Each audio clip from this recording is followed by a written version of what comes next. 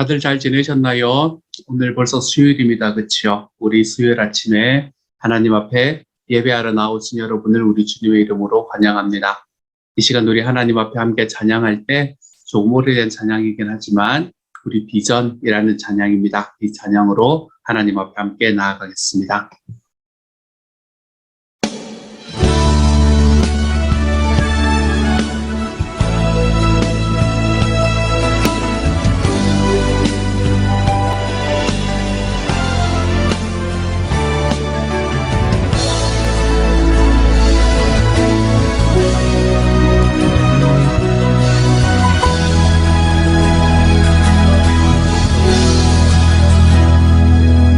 우리 보좌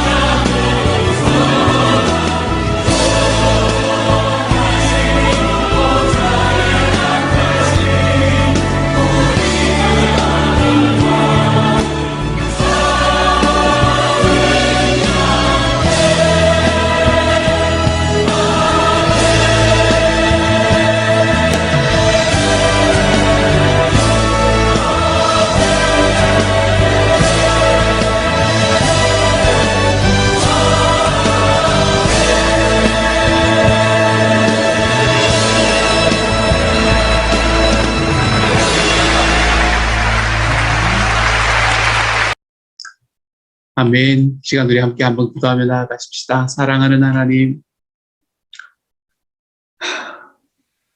언젠가는 우리 주님께서 재림하실 날이 올 것입니다. 주님께서 이 땅에 찾아오셔서 우리가 살아갔던 삶들을 심판하시고 이 땅을 심판하시고 이 모든 땅에 재림하시는 주님으로서 이곳에 머무시는 순간이 하나님 어느 순간에는 올 것입니다. 주님, 그날을 기대하며 살아갈 수 있게 하여 주옵소서. 그날을 기다리며 살아갈 수 있게 하여 주옵소서. 그래서 주님께서 이 땅에 오셔서 살아가시는 우리를 향해 나아오시는 그 순간이 우리에게 큰 기쁨의 순간이 될 수 있게 하시고 그날을 기대하고 기다리며 걸어가기에 주님 오늘을 더욱더 준비하며 걸어가 볼 수 있는 하나님의 사람이 되도록 아버지여 도와주옵소서. 모든 말씀 우리 주님 예수님 이름으로 기도드립니다. 아멘. 오늘 하나님께서 우리에게 주시는 말씀을 함께 읽읍시다. 누가복음 21장 25절부터 38절까지의 말씀입니다. 누가복음 21장 25절부터 38절까지의 말씀 우리 한 절씩 같은 목소리로 읽도록 하겠습니다. 함께 읽습니다. 시작. 1월 성신에는 징조가 있겠고 땅에서는 민족들이 바다와 파도의 성난 소리로 인하여 곤란한 중에 곤고하리라. 사람들이 세상에 임할 일을 생각하고 무서워함으로 기절하리니 이는 하늘의 권능들이 흔들리겠습니다. 그때에 사람들이 인자가 구름을 타고 능력과 큰 영광으로 오는 것을 보리라. 이런 일이 되기를 시작하거든 일어나 머리를 들라 너희 속량이 가까웠느니라 하시더라. 이에 비유로 이르시되 무화과 나무와 모든 나무를 보라. 싹이 나면 너희가 보고 여름이 가까운 줄을 자연히 아나니 이와 같이 너희가 이런 일이 일어나는 것을 보거든 하나님의 나라가 가까이 온 줄을 알라. 내가 진실로 너희에게 말하노니 이 세대가 지나가기 전에 모든 일이 다 이루어지리라. 천지는 없어지겠으나 내 말은 없어지지 아니하리라. 너희는 스스로 조심하라. 그렇지 않으면 방탕함과 술 취함과 생활의 염려로 마음이 둔하여지고 뜻밖의 그날이 덫과 같이 너희에게 임하리라. 이날은 온 지구상에 거하는 모든 사람에게 임하리라. 그럼 이러므로 너희는 장차 올 이 모든 일을 능히 피하고 인자 앞에 서도록 항상 기도하며 깨어 있으라 하시니라. 예수께서 낮에는 성전에서 가르치시고 밤에는 나가 감람원이라 하는 산에서 쉬시니 모든 백성이 그 말씀을 들으려고 이른 아침에 성전에 나아가더라. 아멘. 아멘. 예수님의 재림에 관한 이야기가 계속해서 진행이 되고 있습니다. 오늘의 말씀을 바라보면 재림 때 어떤 일이 일어나는가라는 것을 우리에게 말해주고 있는 말씀인 것만 같아요. 이날은 제가 이렇게 보면 마치 지옥이 온통 풀려난 것처럼 보이는 그런 날인 것 같습니다. 오늘의 말씀을 보면 해와 달과 별과 땅과 바다가 요란하고 또 온 세상 모든 사람들은 다 공포에 질리는 날이다라고 이야기합니다. 파멸이 다가오는데 그 파멸의 위협 앞에서 사람들은 숨이 막히고 권력자들은 두려워서 떨 것이다. 그리고 그때야 사람들이 인자가 성대하게 환영을 받으며 이 땅에 오게 되는 것을 보게 될 것이다. 그 영광스러운 환영을 받으면서 오게 될 것을 보게 될 것이다. 이 모든 일이 벌어지기 시작하거든 일어서라. 그리고 너희는 머리를 들어라. 고개를 들고 당당히 서라. 왜냐하면 구원이 그때는 가까이 온 것이다. 라고 이야기하십니다. 그리고는 한 가지 비유를 들려주시지요. 무화과 나무의 비유입니다. 예수님이 이렇게 말씀하세요. 무화과 나무를 봐라. 다른 나무도 다 마찬가지다. 잎이 나기 시작하면 너희는 한 번만 보아도 그 잎이 나왔다는 자체만 보아도 이제 여름이 오고 있구나라는 것을 알지 않느냐. 그러니 이 일, 내가 말하는 이 일도 마찬가지다. 이런 일이라는 일이 보거든 하나님 나라가 가까운 줄 알아라. 이것은 가볍게 여길 일이 아니다. 내가 지금 너희에게 하는 말은 어느 훗날의 세대에만 주는 이야기가 아니고 지금 이 세대에게 주는 이야기다. 그리고 나의 이야기는 반드시 이루어진다. 하늘과 땅은 다 없어질 수 있더라도 내 말은 닳아서 없어지지 않는다는 것을 기억해라. 예수님께서 이렇게 말씀하시고 난 다음에 한 가지 이야기를 덧붙이십니다. 너희는 조심해라. 너희의 예민한 기대감이 너희가 파티하는 것이나 너희가 술을 마시는 것이나 아니면 너희의 쇼핑 같은 이 생활의 염려들 이런 것들 때문에 무뎌지지 않게 만들어라. 그렇지 않으면 내가 말한 그 하나님의 날이 너희를 불시에 덮치고 그리고 덫과 같이 너희를 갑자기 잡을 것이다. 그날은 하나님의 날은 모든 곳에서 모든 사람에게 동시에 임할 것인데 그렇지만 너희가 무엇을 하건 방심하지 말아라. 그러므로 닥쳐올 모든 일을 끝까지 견뎌내고 마침내 하나님 앞에 설 힘과 분별력을 얻도록 끊임없이 기도해라. 이렇게 이야기하신 예수님께서는 낮에는 성전에서 가르치시고 밤에는 감람원, 다시 말해서 올리브산에서 지내셨습니다. 그리고 모든 백성들이 이 예수님의 가르침이 정말로 능력이 있어 보였기 때문에 새벽마다 일어나서 성전으로 가서 예수님의 말씀을 듣는 모습을 오늘의 말씀이 이야기해 주는 거예요. 오늘의 말씀은 이런 이야기입니다. 이 말씀을 우리가 가만히 바라보면 어제의 말씀과 연결이 되는 것을 잘 볼 수 있습니다. 그렇죠? 어제 보았던 20절부터 24절까지의 말씀, 특별히 그 말씀은 이 예루살렘이 멸망할 때 일어났던 일을 말한다라고 제가 말씀을 드렸잖아요. 그렇죠? AD 70년에 티투스 장군이라는 사람에 의해서 예루살렘이 멸망할 때 일어나는 일에 관해서 예수님이 예언한 것이다라고 말씀을 드렸지요. 그런데 오늘의 본문은 아마도 예수님이 이거는 AD 70년을 이야기를 하는 것, 예루살렘의 멸망을 이야기한다기보다는 이 예수님이 재림하시는 때를 이야기하는 것이구나라고 이해하는 것이 오히려 더 편할 것 같습니다. 왜냐하면 오늘의 말씀에 보면 예수님께서 구름을 타고 오신다라는 이야기가 있거든요. 그런데 사실 그렇게만 보기가 조금 어려운 부분도 있습니다. 왜냐하면 32절을 보면 이 세대가 지나기 전에 이 모든 일이 이루어진다라는 이야기도 있거든요. 보통 한 세대를 우리가 보통 한 3, 40년 정도라고 이야기하지 않습니까? 그렇죠? 그러니까 그렇게 생각하면 이 말씀은 예수님의 재림 이후에 완전히 역사의 종말에 올 예수님의 재림을 이야기한다라고 이야기하기도 조금 모호한 면이 있습니다.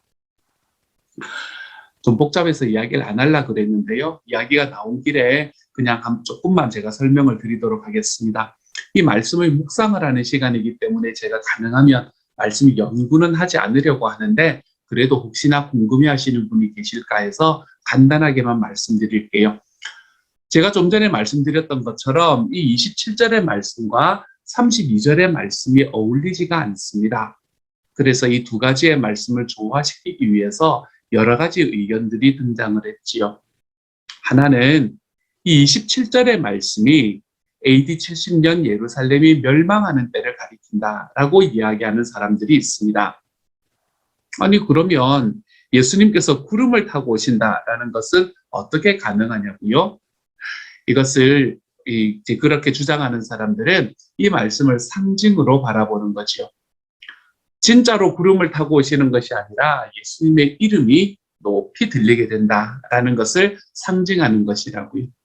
즉 예루살렘이 멸망하고 난 이후에 기독교가 크게 확장될 것이라는 의미로 바라보게 되는 겁니다. 그리고 역사 속에서 실제로 그렇게 되었고요. 그런데 구름을 타고 오실 것이다라는 이 말을 그냥 전체적인 문맥에 잘 맞추기 위해서 상징으로 해석한다? 마음에 좀 걸리는 일이죠. 그렇죠? 그래서 그 반대에 서 계시는 분들이 있습니다. 반대로 서 계시는 분들은 32절의 말씀에서 이 말하는 이 세대라는 것을 예수님의 당시의 세대가 아니라 재림하실 때의 세대를 가리킨다라고 보는 분들이세요.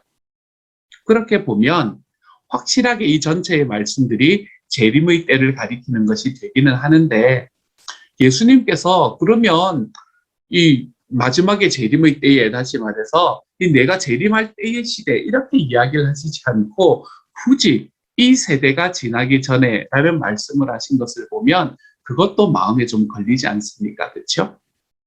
그러면 A냐 B냐 라고 이야기를 하는 사람들에게 이 검은색이냐 흰색이냐 이야기하는데 회색을 답으로 내는 사람처럼 C다라고 이야기하는 사람들도 있습니다.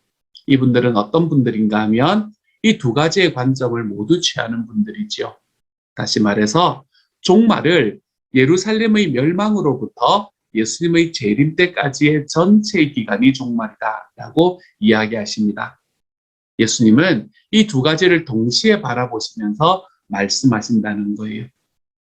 이것을 이중적 예언 관점 혹은 다중적 예언 관점이라고 이야기하는데요. 제가 예전에 한번 잠깐 설명을 드렸던 적도 있는데 이게 어렵습니다, 여러분. 산 봉우리를 보면 가까이 있는 작은 산의 봉우리와 멀리 있는 큰 산의 봉우리가 이렇게 똑같이 보이는 때가 있지 않습니까? 그렇죠? 직선상에 똑같은 선으로 보이는데 사실은 다른 봉우리인 경우가 있지 않습니까? 우리가 그것을 예수님께서 바라보면서 예언하셨다라고 이야기하는 이 이중적 예언 관점 또는 다중적 예언 관점으로 설명을 하시는 분들도 계세요.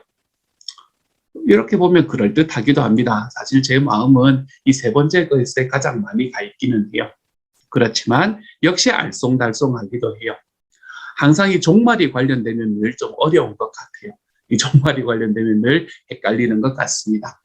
어쨌든 오늘은 말씀을 연구하는 시간은 아니니까 이 복잡한 이 해석 논쟁, 종말의 해석 논쟁, 이 누가복음 21장의 해석 논쟁은 요 정도만 하기로 하고요. 제가 오늘 말씀을 바라보면서 주목했던 구절은 28절의 말씀입니다.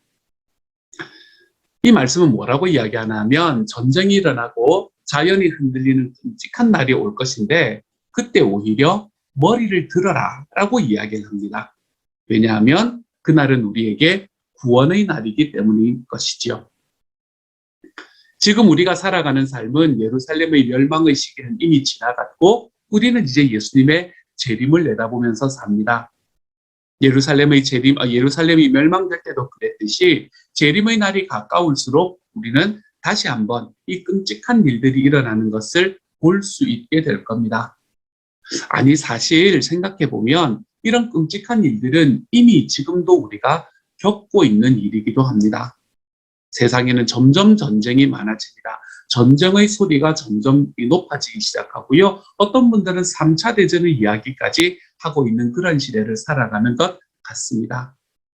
하지만 여러분, 예수님께서 다시 오시는 그 재림의 날이 심판의 날이라면 그 날은 동시에 구원의 날이기도 하다라는 것을 우리가 좀 기억하시기를 소망합니다.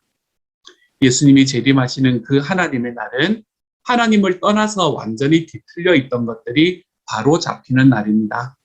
그날은 하나님의 정의와 평화의 나라가 완성되는 날이 될 것입니다. 또한 그날은 허무한 데 굴복했던 피조물들까지 회복하는 날이고요. 그리고 그날은 모든 만물이 예수 그리스도 앞에 무릎을 꿇고 예배하는 날이 될 것입니다. 그것이 바로 예수님이 재림하시는 날이 될 것입니다. 그러므로 이 세상에 아무리 어려움이 있다고 하더라도 우리 그리스도인들은 일어나서 머리를 들고 살 수 있어야 합니다. 세상이 우리를 무릎 꿇린다 하더라도 고난이 우리를 짓누른다고 하더라도 말이지요. 그것이 우리를 구원하신 하나님의 사랑을 믿기 때문이고 영광스러운 하나님의 나라에 대한 소망을 가지고 있기 때문입니다. 그러므로 사랑하는 여러분, 지금 우리의 삶에 있는 어떠한 고난과 나 자신에 대한 어떠한 아픔들 속에서도 우리 주님 앞에 머리를 들고 살아가실 수 있는 저와 여러분들이 되어 가시기를 소망합니다. 이 세상에 있는 많은 소식들과 나 자신에 대한 많은 실망들, 또한 내가 지금까지 살아오던 삶 속에서 겪어보지 못했던 것을 겪음으로 인해서 겪는 많은 가치관의 혼란들, 이러한 모든 것들 속에서 머리를 들고 살아갈 수 있는 하나님의 사람이 되어 가시기를 소망합니다. 이렇게 머리를 들고 하나님 앞에서 나의 현재를 살아가는 과정을 걷다가 언젠가 그날 우리는 영광의 예수 그리스도를 우리의 가슴 벅차게 만나는 때가 올 것입니다. 이 날을 기대하며 오늘 우리의 머리를 들고 하나님 앞에 살아가 볼 수 있는 하나님의 사람들이 다 되어 가시기를 우리 주님의 이름으로 축복합니다. 주님 앞에 머리를 들고 살아간다라는 것은 어떤 것을 이야기하는가? 딱 그것을 말씀하고 있는 것은 아닌 것 같지만 오늘 말씀의 뒷부분은 우리에게 그것에 관한 힌트를 전해주고 있는 것 같습니다. 이 말씀은 종말에 관한 이야기를 들으면서 우리가 가져야 할 자세가 무엇인가라는 것을 우리에게 말씀해주고 있지요. 사실 우리는 종말의 때, 종말에 일어날 일, 이런 것들을 들으면 여러분 무엇이 가장 많이 궁금해지십니까? 저도 그렇고 여러분도 그렇고 또 많은 분들이 그 일이 언제 일어날 것인가 여기에 관심을 가지게 되는 것 같습니다. 그래서 구체적인 종말의 날짜, 예수님이 재림하시는 날 이런 것들에 대한 각종 예측이 난무하고 그리고 또 곧 최후의 날이 온다라는 식의 이 소위 사이비 종말론들이 사람들을 유혹하게 됩니다. 그런데 솔직히 여러분 예수님께서 말씀하셨던 지금까지 말씀하셨던 이 종말의 징조들을 한번 생각해 보세요. 이것들은 어떤 특정한 때에만 있는 것이 아니라 지금까지 우리의 삶 속에서 또는 이 지구상에서 계속해서 있어 왔던 것들입니다. 전쟁이 그랬고 기근이 그랬고 지진이 그랬습니다. 그렇죠? 핍박도 마찬가지입니다. 이런 것들은 지금까지 늘 있어 왔던 것들이에요. 물론 진짜 예수님께서 오시는 최후의 날이 되면 이것은 훨씬 더 강도가 세질 수는 있겠지만 이러한 것들이 지금까지 없던 것들이 생겨나는 것이 아니라는 거예요. 그러므로 징조들, 우리들의 삶에 나타나는 이 징조들을 해석해서 구체적인 최후의 날을 예측한다? 이거는 소용이 없는 일입니다. 사실 예수님께서도 구체적인 날짜는 모른다라고 이야기하셨지 않습니까? 그렇다면 종말이 언제 오는가라는 것이 우리의 관심사가 아닐 수 있게 된다면 그러면 우리가 관심을 가져야 하는 것은 무엇인가? 예수님께서는 종말에 관한 말씀을 맺으시면서 우리가 종말에 대비해서 살아가야 하는 삶의 자세에 관해서 이야기해 주고 계십니다. 그 자세를 한마디로 이야기하면 기도하고 깨어 있으라라는 말씀이지요. 조심하지 않으면 그날이 덫처럼 급작스럽게 닥친다라고 이야기하십니다. 그러면 우리가 이 깨어있지 않은 생활 태도는 무엇인가라는 것을 한번 좀 돌아볼 필요가 있습니다. 깨어있지 않은 생활 태도는 어떤 태도인가 하면 먼저 방탕한 태도입니다. 방탕에는 술 취하는 것도 함께 포함되는 것이라고 할 수 있습니다. 우리 모두 쉽게 인정할 수 있는 이야기입니다. 그렇죠? 방탕한 것. 이건 너무나 당연하게 깨어있지 않은 생활 태도 안에 들어가는 것이 되겠지요. 그런데 그 다음에 나와 있는 이야기는 좀 생소합니다. 예수님께서는 생활의 염려, 이것도 우리의 마음을 둔하게 한다라고 이야기하십니다. 생각해보면 정말 그렇습니다. 우리의 삶에 대한 지나친 염려, 이것은 우리의 관심을 하늘이 아니라 땅에다가 붙들어 매게 됩니다. 하나님께서는 이미 평안을 허락하셨는데 우리는 그 평안을 잃고 불안 가운데서 살아가게 됩니다. 소망으로 예수님을 바라보기보다는 전전긍긍하면서 지내게 됩니다. 그래서 우리의 삶이 말씀의 뿌리를 내리지 못하게 합니다. 그래서 성경 말씀을 바라보면 네 가지 밭의 비유에서 재물의 유혹과 세상의 염려로 가득한 마음, 이것이 가시떨기 밭으로 묘사되고 있는 것 같아요. 그러므로 사랑하는 여러분, 염려하는 것, 이것이 마음이 둔하여지는 것이고 생활의 염려가 우리가 재림을 기다리는 예수님을 기다리는 자세가 아니라면 이제는 우리의 염려를 기도로 바꿀 때가 왔습니다. 미래를 대비하기 위해서 걱정하고 준비하는 것은 바람직한 일입니다. 하지만 그러한 준비하는 것을 그런 준비를 넘어서서 우리의 삶에 대한 염려가 우리의 평안과 소망과 신뢰까지 잃게 만드는 것, 이것은 마귀의 계략일 수밖에 없습니다.